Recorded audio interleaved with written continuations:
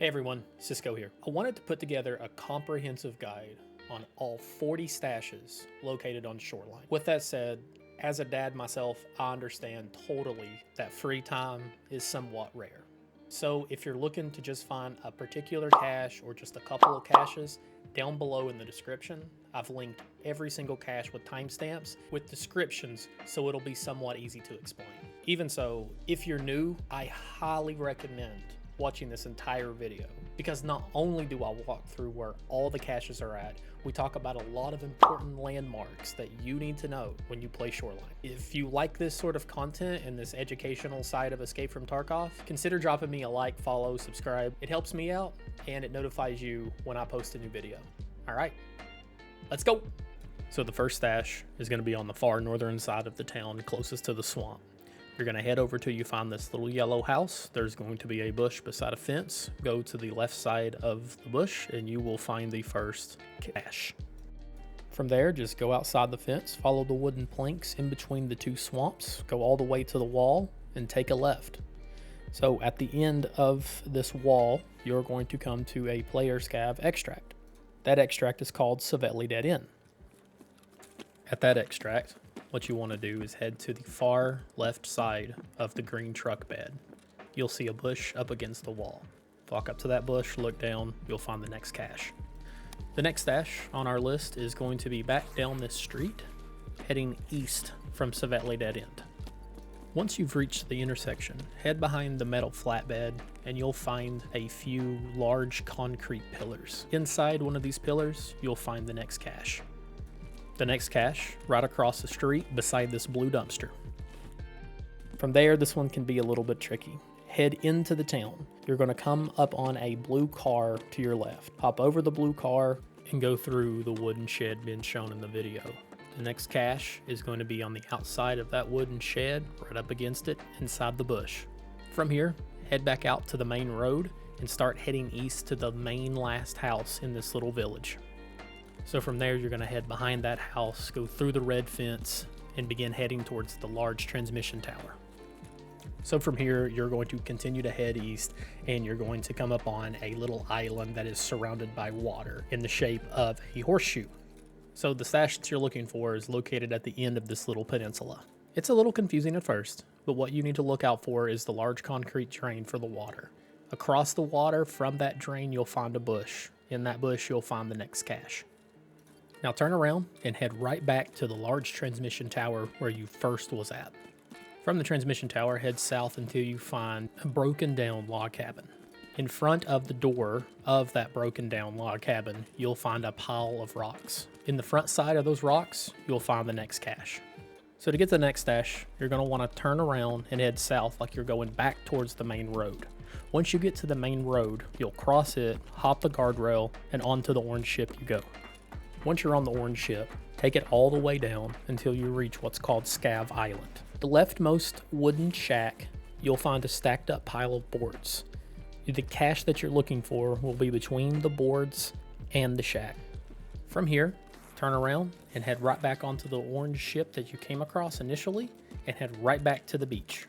Once you get to the end of the ship, you're just going to turn right and head east until you reach a large pile of rocks near the water's edge. You'll also find a concrete drain and a sign with a blue car. Your stash is to the right of the pile of rocks. From here, continue heading east down to the deserted beach. The next stash will be quite a ways down through here, across the road from the gas station that's on fire. The stash you'll be looking for will be inside one of these blue boxes. It's usually pretty visible, so you shouldn't be able to miss it. So from here, you'll continue heading east down the beach, going towards the pier. Just like the stash on Scav Island, this one is a little bit out of the way, but it's still worth hitting. Essentially, you're just going to continue to head straight, past the blue and white building, past the grocery store, past the boats, onto the sandy beach, and over to the lighthouse. Once on the beach, continue heading east, going towards the lighthouse extract for the player scavs. The cache you'll be looking for will be to the right of the concrete blocks. From that cache, turn around, head back the way you came. Go across the beach, go across the pier, and head right back out to the road kind of close to the gas station that is on fire. Once you're back at the intersection, turn right and continue heading east down the road. You'll go past several cars and several sandbags, but what you're looking for is an opening in the fence that'll be on your left. Go through that opening and up the hill directly in front of it. Hug the edge and go up and over this little hill until you find another broken down cabin. When directly facing the cabin, the cache that you're looking for will be to your 9 o'clock inside of a bush. For the next cache, you're going to head southeast. An easy marker to know where the next cache will be is it's inside the blue fence. I recommend getting inside the blue fence as soon as possible to avoid being too exposed out in the open. Once inside the blue fence, continue heading east. This stash can be a little difficult to find as it's hidden pretty well. The best marker to look out for is a blue porta potty. The blue porta potty will be surrounded by metal trailers. Beside the porta potty will be a stack of tires. On the left side of those tires, you'll find your cache. From here, head back out the blue fence, across the road, and go north to the big, stupid boulder. It's not just a boulder. It's a rock. A rock. Fine, it's a rock. The cache you're looking for is going to be on the front right side of this rock. Use caution when hitting here, especially later into the game, as people will camp this for shooter born in heaven shots. So these next stashes can be a little difficult to find just because they're off the beaten path for the most part. You're going to want to head northeast from the current cache that you're at. You'll eventually come upon some rolling hills. Go to the top of those and you'll probably see two landmarks. The first being a large flat rock, the other being another broken down cabin. These two landmarks will be the guides for the next several caches. Once you cross over the hills and you get somewhat close to the broken down cabin, you're going to turn right. Follow the base of the hill all the way down until you see a wooden cross. The easiest way to explain where the next cache is to stand behind the wooden cross and look at the cabin. The tree closest to you, that's on your right side, is where the next cache is at. From the wooden cross, head directly north and go to the broken down cabin. The cache you'll be looking for will be directly to one of the edges of this broken down cabin. From here, you're going to simply head southeast all the way until you get to the railroad bridge extract. It's a bit of a risky push going across this open field, so I recommend pre-medding before you make this push because people will camp this for shooter born in heaven on Shoreline.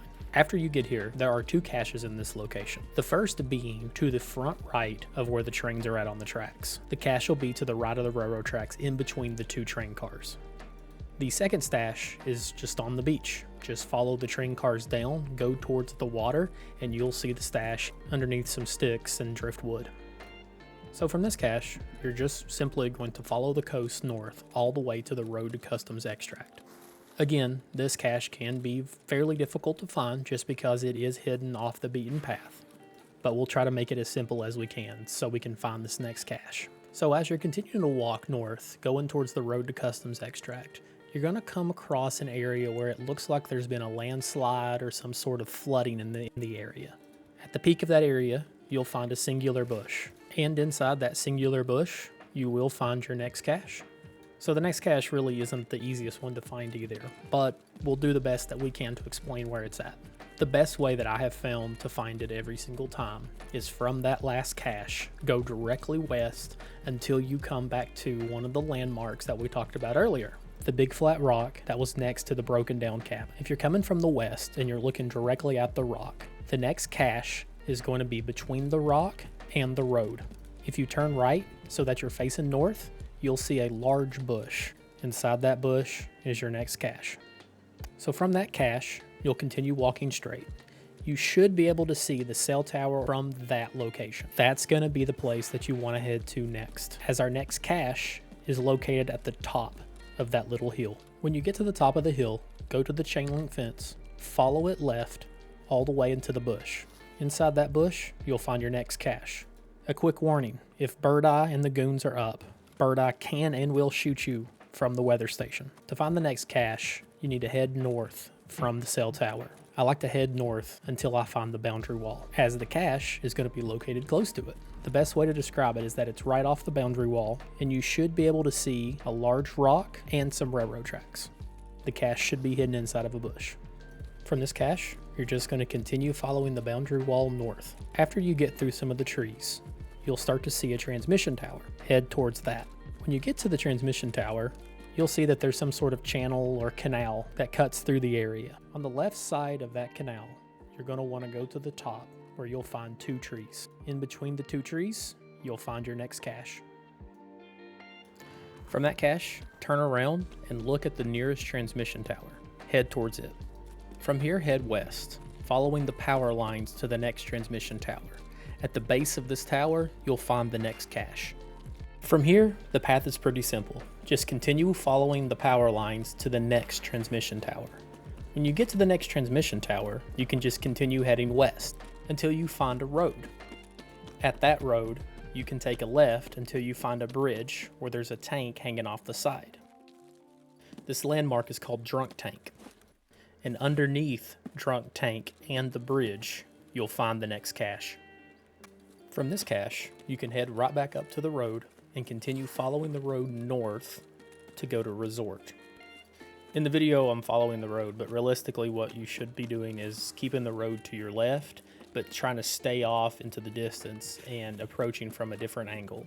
Resort is a PvP hotspot, so staying out of the open and keeping cover between you and where you're running is always the play that you want to make. I do not recommend going into Resort to get to this cache through the front where the helicopter is. I would go around like I'm doing in this video and scaling the rocks. A lot of the quests on Shoreline are kill quests, so you're going to have a lot of folks camping very known routes in order to get their kills. Taking paths like this shown in the video is a much safer play if you're looking to avoid PvP. If you're looking to improve at PvP, I will link in this video and down in the description my series about mastering PvP. So if you're interested in getting better at PvP, give that series a check. Once clear, follow the fence until you find an opening. To the right side of that opening, you'll find a large rock. In front of that large rock, you'll find 2 trees and a bush, and that is where your next cache is going to be. The next cache in this route is pretty straightforward. Continue heading north following the fence line. As you're approaching the end of the fence line, you'll start to see a transmission tower out in the distance. If it's not hazy and foggy, you should see it sooner, but regardless, go to the transmission tower, as that is the next landmark that you should be heading towards. As you approach the transmission tower, take a slight right and continue heading to the edge of this mountain. From the orientation from which you're approaching, the trees are going to go left to right. Go towards the first bush that's on your left and the bush that's on your right. The next cache will be right between both these bushes. After looting the stash, turn around and go back to the transmission tower and just follow this mountainside till you reach water. When you do reach the creek with water, the next cache is close by. If you follow the mountainside to the creek, you'll find that the quickest path across this creek is going to be some boards that are just kind of placed on some rocks across the water. Take that bridge, turn right, and make your way north of this creek till as far as you can go. You'll approach a tree with a cache that's underneath it. After looting this cache, turn back around, head back down the creek, and go towards the transmission tower. To your right side, you'll find a rock and a fence. If you have the strength, you can jump on this rock to get over the fence. If you don't, then not a big deal. You can just head straight on down to the bridge, cross the bridge, and come back through. Either way, continue heading west following the mountainside. The easiest way to find this next stash is to really hug this mountain's edge all the way until you find a bush. The bush will be pretty close to the mountainside, so it will stick out once you find it for the first time. When you get close, you'll find a bush with a tree. Inside that bush will be your next stash. From this cache, you're just going to head towards the swamp. There's multiple ways that you can get to the swamp for the next cache, but the easiest way is to just follow the path that I'm taking in this video because it's going to be less traveled by players. With that said, you can definitely still follow the wall all the way down, continuing to go west until you reach a large rock formation. Once you reach this rock formation, head over it and you will see the swamp. That is going to be our next destination for the next several caches. For newer players, I'm not going to lie, the swamp can be tricky until you figure it out. So I will show this entire clip in its entirety on how to actually maneuver through the swamp to get to all these caches in the quickest way possible. If you're an experienced player, I will have the timestamps of each of these stashes in the description so you can just skip through this part here to save some time. At the northernmost side of the swamp, you'll find a bridge. Take this bridge and you'll come to a little island. On this little island, you'll find a wooden box that you can loot. Look out into the swamp and you'll see a cache right underneath a dead tree. There's not an easy way to get to this cache besides sludging through this swamp. The downside here is you can't run and you can't jump once you're affected by this swamp water.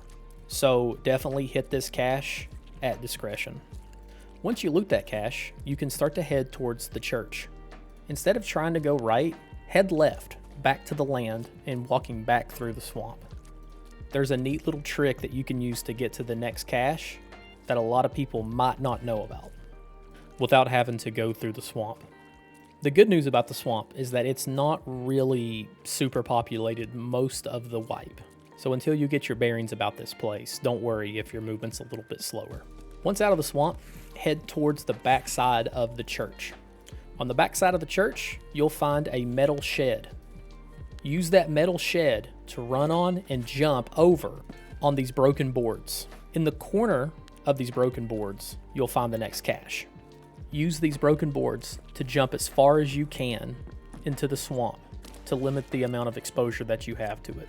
Now head around and go to the front of the church where the entrance is at. From the entrance of the church, you'll turn around and you'll notice that there's a walkway signified by boards. This is the path that we're going to take to go through the entire swamp, hit all of the stashes, and limit our exposure to the swamp waters. The next cache you're going to be going to is going to be to the left side of this path. Head left, avoiding the swamp, run straight over to this little barn that's on the side of this broken down house, and you'll find the next cache. From there, turn around and head right back out to the path that we originally were on. Once back on the path, you're going to continue following it until you approach a broken down house that has white molding on the windows. The cache you're looking for is directly across on the left side. Hop the fence and you'll find the next cache hidden right beside the fence. Once you loot this stash, hop back over the fence, get back on the path, and continue following it north. The next landmark that you're going to want to start heading towards is what we call in our grandma's house, but you might also know it as the chairman's house, if you've done the quest courtesy visit before. Either way, cross this last bridge, leaving the swamp. As soon as you cross this bridge, turn right and you'll find a pile of boards. On the right side of those boards, you'll find the next cache. From here, we're going to turn around and run towards this power pole, keeping the town on your right and keeping the swamp on your left. Hug the swamp until you get to this broken down house that's referred to as the priest's house. Once you've arrived at the priest's house, head to the backside and continue running north. As you're running north, you'll start to see through the trees another transmission tower. That transmission tower should be to your front left. That's going to be the next landmark that we're going to want to run towards. As you approach the transmission tower, you should be able to look back at the swamp and see the back side of the church. The cache that you're wanting to find is going to be to the left side of the transmission tower, inside of a bush. The next stash can be a little tricky to find. The best way to describe where this cache is at is to head back to the transmission tower that you just went to. From there, you should be able to see a small hill to the front left. That is the next location that we want to go towards. If you're approaching from the direction in this video, then you should see the cache to your front left as soon as you make it to the top of this hill.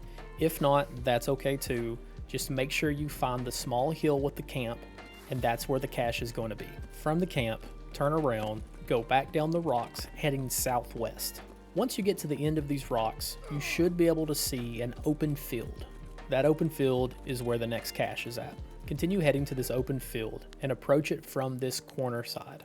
In this orientation, the next cache is going to be to the right side of one of these hay bales.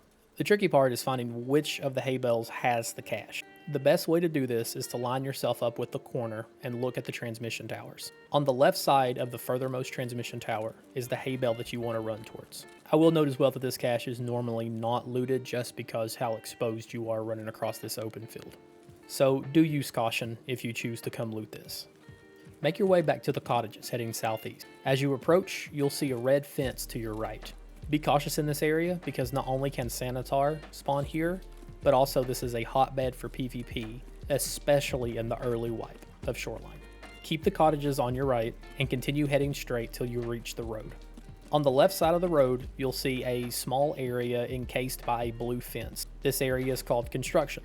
You can hop the fence if you have the strength to do so. If not, just walk down the road and go through the normal entrance. Again, the cache is in the bush that's in the corner of the blue fence, and it's a giant bush, so you really can't miss it. From there, continue heading east through the small opening in the blue fence. The landmark that you're going to want to head to is the gas station. This is where the final 2 stashes are going to be. The easiest way to get to this next cache is exiting construction on the far eastern corner and continuing to go straight. On your left should be a hill, and begin going up that hill, just like you're going to gas station. As you reach the top of that hill, you should notice a couple of landmark features. The gas station will be on your left. In front of you will be a large concrete structure, which is considered to be a dividing line between the east side and the west side of Shoreline. In my opinion, I think this might be the most difficult stash to find for whatever reason. I always struggle to find it myself. The best way that I've known to remember it is when I approach from this direction, I head to this large array of flat rocks. When you climb over these flat rocks, you'll see a couple of these stick trees all bushed up together. That's where the next cache is going to be. Inside those little stick trees and the large tree, you'll find the next cache. From there, head back to that same flat rock and then proceed to turn slight right, going north up to the gas station. From this direction, when you get to the top of the hill, you should see a chain link fence and a row of red buildings to your left. Take that fence all the way down to the far end. You'll come to a singular tree, and at the base of that tree is going to be the final cache. So here's where I get the question, well, Cisco, there's 40 caches. What are the best ones to hit, and what is the path that I should take? That's a great question. Linked in this video and in the description, I will be posting the routes that I personally use when I'm doing cache runs on either my PMC or my Scav. So check those out and let's get rich together, baby. I'll see you in the next video. Bye.